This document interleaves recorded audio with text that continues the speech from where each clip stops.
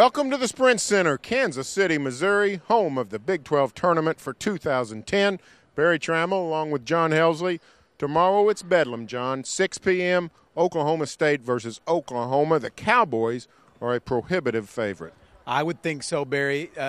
Really probably should have swept the regular season series. They had a lead in Norman. James Anderson gets hurt. Things kind of went sideways for them, but they win big in Stillwater. And they just seem to have all the advantages here. We don't know how much Tiny Gallen's going to play. Willie Warren obviously out. They definitely have the manpower advantage. Cowboys coming in on a high. The Cowboys 9-7 in the Big 12 have solidly put themselves into the Big 12 and into the NCAA tournament picture. No bubble for the Cowboys. What does OSU get out of this tournament? What can Oklahoma State do in Kansas City this week?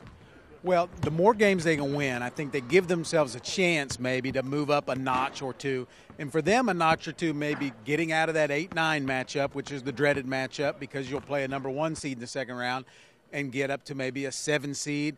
If they could go far in this tournament, maybe they could get to a 6, perhaps. When you look ahead in the bracket, Barry, every team that's in front of them is a team they've beaten at some point this year. So I don't know that they need to necessarily be intimidated by anybody here. Well, the Cowboys certainly played very well this year today. Big news, James Anderson, a Sporting News All-American.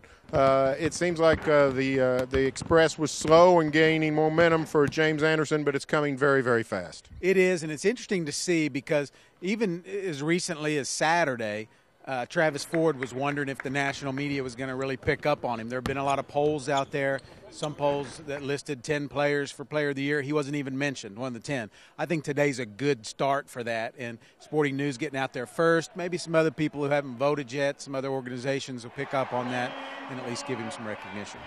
Well, the Sooners come in on an 8-game losing streak, 13-17, headed for their worst season in 29 years, 1980-81, Billy Tubbs' first year. Oklahoma went 9-18.